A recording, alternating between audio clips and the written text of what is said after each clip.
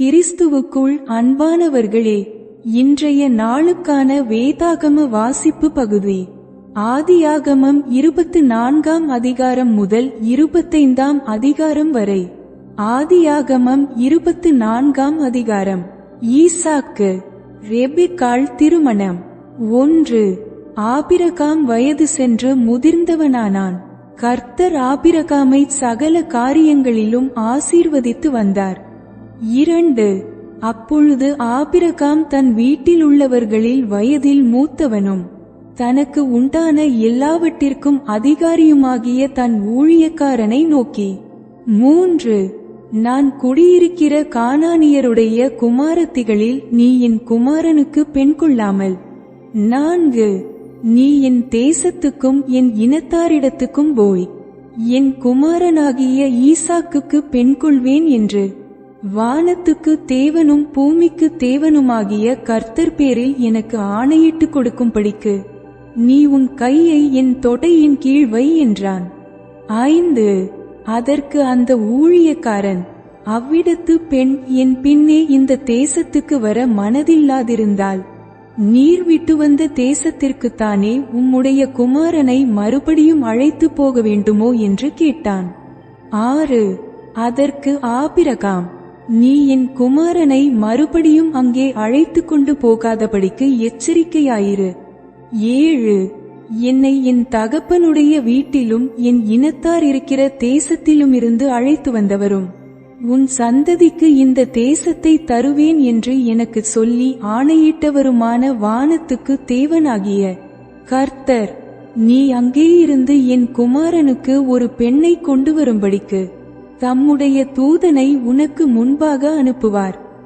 8. பெண் உன் பின்னே வர மனதில்லாதிருந்தாளேயாகில் அப்பொழுது நீ இந்த என் ஆணைக்கு நீங்களாயிருப்பாய். அங்கே மாத்திரம் என் குமாரனை மறுபடியும் அழைத்து கொண்டு போக வேண்டாம் என்றான். 9. அப்பொழுது அந்த ஊழியக்காரன் தன் கையை தன் எஜமானாகிய ஆபிரகாமுடைய தொடையின் கீழ் வைத்து இந்த காரியத்தை குறித்து அவனுக்கு ஆணையிட்டு கொடுத்தான். 10. பின்பு அந்த ஊழியக்காரன் தன் எஜமானுடைய ஒட்டகங்களில் 10 ஒட்டகங்களை தன்னுடனே கொண்டு போனான். தன் எஜமானுடைய சகலவித உச்சிதமான பொருள்களும் அவன் கையில் இருந்தன. அவன் எழுந்து புறப்பட்டு போய் மெசொப்பொத்தாமியாவிலே நாகோருடைய ஊரில் சேர்ந்து 11. ஊருக்கு புறம்பே ஒரு தண்ணீர் துறவண்டையிலே தண்ணீர் முள்ள ஸ்திரீகள் புறப்படுகிற சாயங்கால வேளையிலே ஒட்டகங்களை மடக்கி தனக்குள்ளே சொல்லிக் கொண்டது என்னவென்றால், 12. என் எஜமானாகிய ஆபிரகாமுக்கு தேவனாயிருக்கிற கர்த்தாவே, இன்றைக்கு நீர் எனக்கு காரியம் சித்திக்க பண்ணி என் எஜமானாகிய ஆபிரகாமுக்கு தயவு செய்தருளும். துறவண்டையில் ஊழியன் கர்த்தரை வேண்டுதல். 13. இதோ நான் இந்த தண்ணீர் துறவண்டையிலே நிற்கிறேன். இந்த ஊராருடைய பெண்கள் தண்ணீர் முள்ள புறப்பட்டு வருவார்களே. 14. நான் குடிக்க உன் குடத்தை சாய்க்க வேண்டும் என்று நான் சொல்லும்போது குடி என்றும் உன் ஒட்டகங்களும் குடிக்கும்படி வார்ப்பேன் என்றும் சொல்லும் பெண் எவளோ அவளே நீர் உம்முடைய ஊழியக்காரனாகிய ஈசாக்குக்கு நியமித்தவளாயிருக்கவும் என் எஜமானுக்கு அனுக்கிரகம் செய்தீர் என்று நான் அதனாலே அறியவும் செய்தருளும் என்றான். ரெபெக்காள் தண்ணீர் வார்த்தல். 15. அவன் இப்படி சொல்லி முடிக்கும் முன்னே, இதோ ஆபிரகாமுடைய சகோதரனாகிய நாகோரின் மனைவி மில்காளுடைய குமாரனாயிருக்கிற பெத்துவேலுக்கு பிறந்த ரெபெக்காள் குடத்தை தோள்மேல் வைத்துக்கொண்டு புறப்பட்டு வந்தாள். 16. அந்த பெண் மகாரூபவதியும் புருஷனை அறியாத கன்னிகைய உமாயிருந்தாள். அவள் துறவில் இறங்கி தன் குடத்தை நிரப்பிக்கொண்டு ஏறி வந்தாள். 17. அப்பொழுது அந்த ஊழியக்காரன் அவளுக்கு எதிர்கொண்டோடி, உன் குடத்தில் இருக்கிற தண்ணீரில் கொஞ்சம் குடிக்க தர வேண்டும் என்றான். 18. அதற்கு அவள், குடியும் என் ஆண்டவனே என்று சீக்கிரமாய் குடத்தை தன் கையில் இறக்கிக் கொண்டு அவனுக்கு குடிக்க கொடுத்தாள். 19. கொடுத்தபின் உம்முடைய ஒட்டகங்களும் குடித்து தீருமட்டும் அவைகளுக்கும் மொண்டு வார்ப்பேன் என்று சொல்லி. 20 சீக்கிரமாய் தன் குடத்து தண்ணீரை தொட்டியிலே ஊற்றிவிட்டு இன்னும் மொண்டுவர துறவண்டையில் ஓடி அவனுடைய ஒட்டகங்களுக்கெல்லாம் மொண்டு வார்த்தாள். 21 அந்த மனிதன் அவளை குறித்து ஆச்சரியப்பட்டு கர்த்தர் தன் பிரயாணத்தை வாய்க்க பண்ணினாரோ இல்லையோ என்று அறியும் பொருட்டு மௌனமாயிருந்தான்.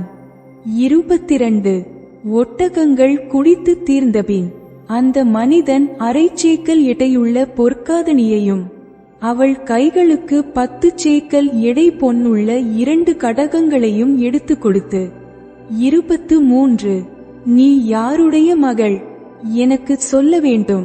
நாங்கள் உன் தகப்பன் வீட்டில் இராத்தங்க இடம் உண்டா என்றான். 24 அதற்கு அவள், நான் நாகோருக்கு மில்காள் பெற்ற குமாரனாகிய பெத்துவேலின் மகள் என்று சொன்னதுமன்றி. 25 எங்களிடத்தில் வைக்கோலும் தீவனமும் வேண்டிய மட்டும் இருக்கிறது, இராத்தங்க இடமும் உண்டு என்றாள். 26 அப்பொழுது அந்த மனிதன் தலை குனிந்து கர்த்தரை பணிந்து கொண்டு 27 என் எஜமானாகிய ஆபிரகாமின் தேவனாயிருக்கிற கர்த்தருக்கு ஸ்தோத்திரம். அவர் தம்முடைய கிருபையையும் தம்முடைய உண்மையையும் என் எஜமானை விட்டு நீக்கவில்லை. நான் பிரயாணம் பண்ணி வருகையில் கர்த்தர் என் எஜமானுடைய சகோதரர் வீட்டுக்கு என்னை அழைத்து கொண்டு வந்தார் என்றான். 28 அந்த பெண் ஓடி இந்த காரியங்களை தன் தாயின் வீட்டில் உள்ளவர்களுக்கு அறிவித்தாள். லாபான் ஊழியனை வீட்டிற்கு அழைத்தல். 29 ரெபெக்காளுக்கு ஒரு சகோதரன் இருந்தான். அவனுக்கு லாபான் என்று பேர். அந்த லாபான் வெளியே துறவண்டையில் இருந்த அந்த மனிதனிடத்துக்கு ஓடினான். 30 அவன் தன் சகோதரி தரித்திருந்த அந்த காதணியையும் அவள் கைகளில் போட்டிருந்த கடகங்களையும் பார்த்து, இன்னபடி அந்த மனிதன் என்னோட பேசினான் என்று தன் சகோதரி ரெபெக்காள் சொன்ன வார்த்தைகளை கேட்ட மாத்திரத்தில் அந்த மனிதனிடத்தில் வந்தான். அவன் துறவு அருகே ஒட்டகங்கள் அண்டையில் நின்று கொண்டிருந்தான்.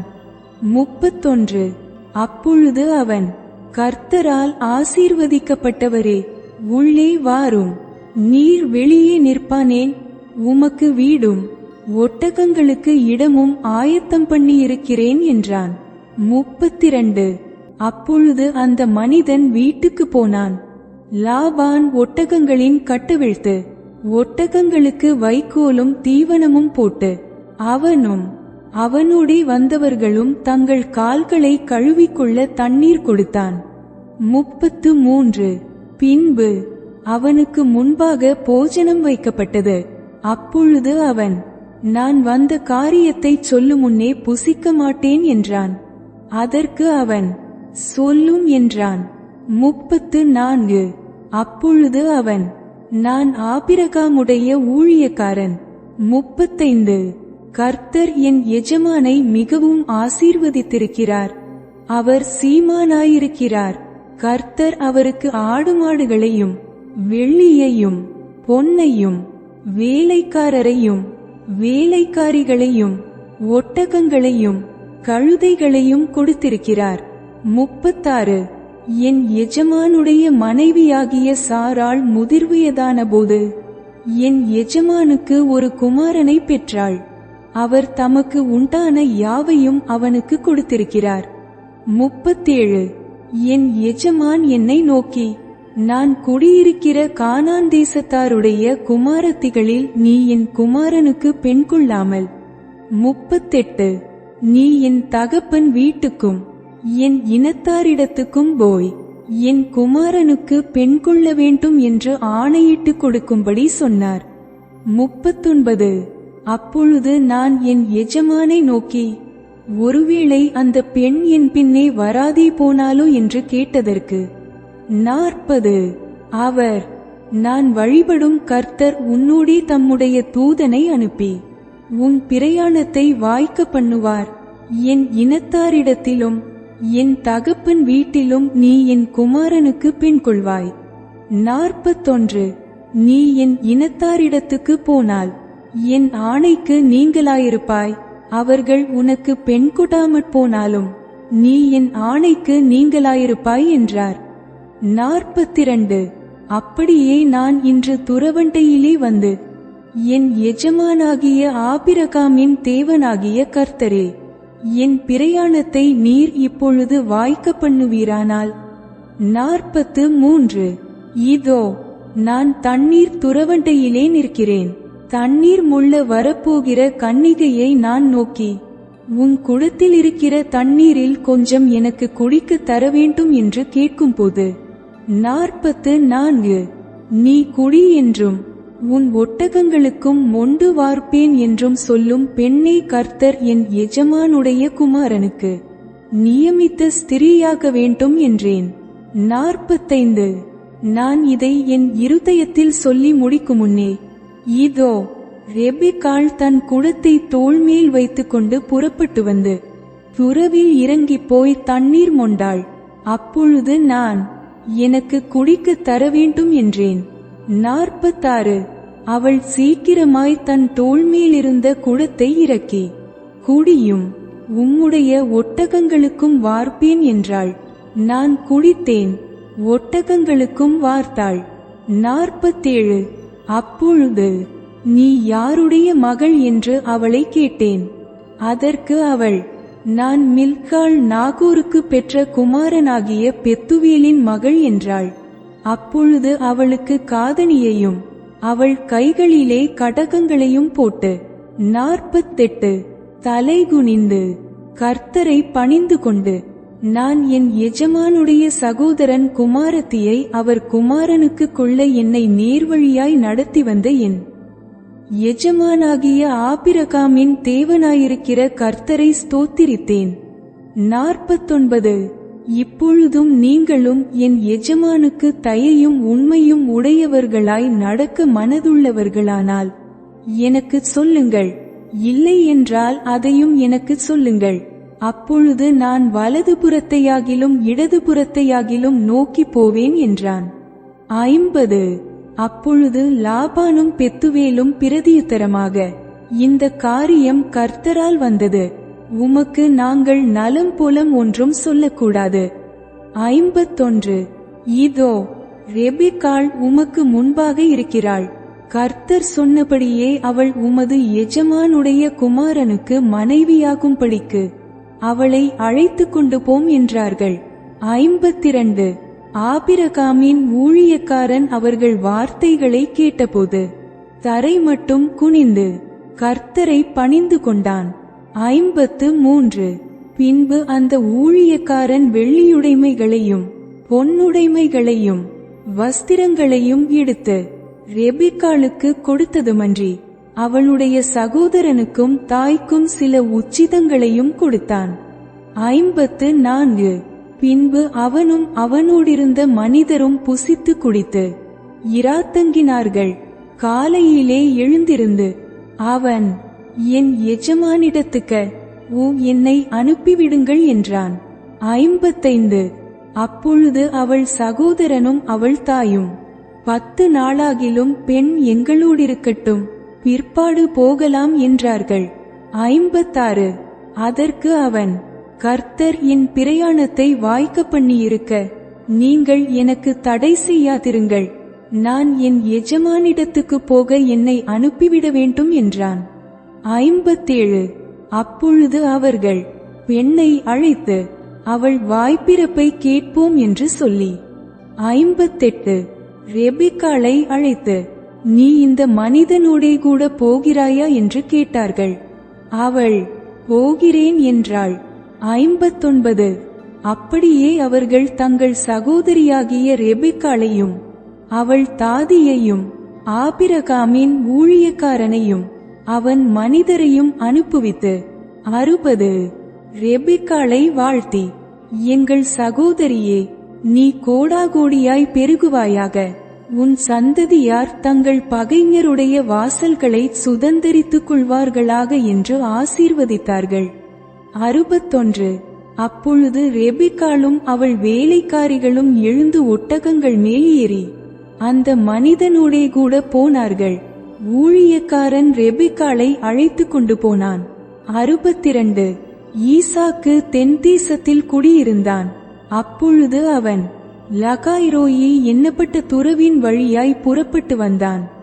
63 ஈசாக்கு சாயங்கால வேளையிலே தியானம் பண்ண வெளியிலே போயிருந்து தன் கண்களை ஏறெடுத்து பார்த்தபோது ஒட்டகங்கள் வர கண்டான். 64 ரெபெக்காளும் தன் கண்களை ஏறெடுத்து ஈசாக்கை கண்டபோது 65 ஊழியக்காரனை நோக்கி, அங்கே வெளியிலே நமக்கு எதிராக நடந்து வருகிற அந்த மனிதன் யார் என்று கேட்டாள். அவர்தான் என் எஜமான் என்று ஊழியக்காரன் சொன்னான். அப்பொழுது அவள் ஒட்டகத்தை விட்டிறங்கி முக்காடிட்டு கொண்டாள். 66 ஊழியக்காரன் தான் செய்த சகல காரியங்களையும் ஈசாக்குக்கு விவரித்து சொன்னான். 67 அப்பொழுது ஈசாக்கு ரெபெக்காளை தன் தாய் சாராளுடைய கூடாரத்துக்கு அழைத்து கொண்டு போய் அவளை தனக்கு மனைவியாக்கிக் கொண்டு அவளை நேசித்தான். ஈசாக்கு தன் தாய்க்காக கொண்டிருந்த துக்கம் நீங்கி ஆறுதலடைந்தான். ஆதியாகமம் 25ஆம் அதிகாரம். ஆபிரகாமின் மற்ற வம்சவழியினர்.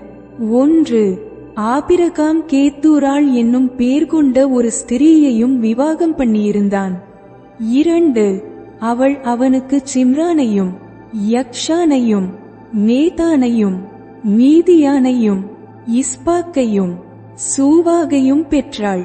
3 யக்ஷான் சேபாவையும் தேதானையும் பெற்றான். தேதானுடைய குமாரர் அசூரீம் லெத்துசீம் லெயுமீம் என்பவர்கள். 4 மீதியானுடைய குமாரர் எப்பா ஏப்பேர் ஆனோக்கு அபீதா எல்தாகா என்பவர்கள். இவர்கள் எல்லாரும் கேத்தூராளின் பிள்ளைகள். 5 ஆபிரகாம் தனக்கு உண்டான யாவையும் ஈசாக்குக்கு கொடுத்தான். ஆபிரகாமின் இறப்பு. 6 ஆபிரகாமுக்கு இருந்த மறுமனையாட்டிகளின் பிள்ளைகளுக்கோ ஆபிரகாம் நன்கொடைகளை கொடுத்து தான் உயிரோடிருக்கும் போதே அவர்களை தன் குமாரனாகிய ஈசாக்கை விட்டு கிழக்கே போக கீழ்தேசத்துக்கு அனுப்பிவிட்டான். 7 ஆபிரகாம் உயிரோடிருந்த ஆயுசு நாட்கள் 175 வருஷம்.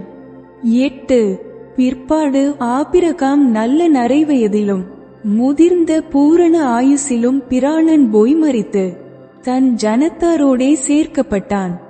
9 அவன் குமாரராகிய ஈசாக்கும் இஸ்மவேலும் மம்ரேக்கு எதிரே ஏத்தியனான சோகாரின் குமாரனாகிய எப்பிரோனின் நிலத்திலுள்ள மக்பேலா என்னப்பட்ட குகையிலே அவனை அடக்கம் பண்ணினார்கள்.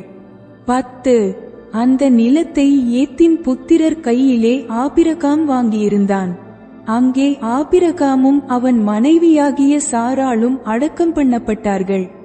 11 ஆபிரகாம் மரித்த பின் தேவன் அவன் குமாரனாகிய ஈசாக்கை ஆசீர்வதித்தார். லகாய்ரோயி என்னும் துறவுக்கு சமீபமாய் ஈசாக்கு குடியிருந்தான். இஸ்மவேலின் வம்சவரலாறு. 12 சாராளுடைய அடிமை பெண்ணாகிய எகிப்து தேசத்தாளான ஆகார் ஆபிரகாமுக்கு பெற்ற குமாரனாகிய இஸ்மவேலின் வம்சவரலாறு. 13 பற்பல சந்ததிகளாய் பிரிந்த இஸ்மவேலின் புத்திரருடைய நாமங்களாவன. இஸ்மவேலுடைய மூத்த மகன் நெபாயோத், பின்பு கேதார், அத்பியேல், மிப்சாம். 14 மிஷ்மா, தூமா, மாசா. 15 ஆதார், தேமா, எத்தூர், நாபீஸ், கேத்மா என்பவைகளே. 16 தங்கள் கிராமங்களிலும் அரண்களிலும் குடியிருந்த தங்கள் ஜனத்தாருக்கு 12 பிரபுக்களாகிய இஸ்மவேலின் குமாரர்கள் இவர்களே. இவர்களுடைய நாமங்களும் இவைகளே. 17 இஸ்மவேலின் வயது 137. பின்பு அவன் பிராணன் போய் மரித்து தன் ஜனத்தாரோடே சேர்க்கப்பட்டான். 18 அவர்கள் ஆவிலா துவக்கி எகிப்துக்கு எதிராக அசீரியாவுக்கு போகிற வழியிலிருக்கும் சூர் மட்டும் வாசம் பண்ணினார்கள். இது அவன் சகோதரர் எல்லாருக்கும் முன்பாக அவன் குடியேறின பூமி. ஏசா யாக்கோபின் பிறப்பு. 19 ஆபிரகாமின் குமாரனாகிய ஈசாக்குடைய வம்சவரலாறு. ஆபிரகாம் ஈசாக்கை பெற்றான். 20 ஈசாக்கு ரெபெக்காளை விவாகம் பண்ணுகிறபோது 40 வயதாயிருந்தான். இவள் பதானராம் என்னும் சீரியா தேசத்தானாகிய பெத்துவேலுக்கு குமாரத்தியும் சீரியா தேசத்தானாகிய லாபானுக்கு சகோதரியுமானவள். 21 மலடியாயிருந்த தன் மனைவிக்காக ஈசாக்கு கர்த்தரை நோக்கி வேண்டுதல் செய்தான்.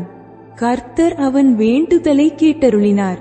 அவன் மனைவி ரெபெக்காள் கற்பந்தரித்தாள். 22 அவள் கற்பத்திலே பிள்ளைகள் ஒன்றோடொன்று மோதிக்கொண்டிருந்தன.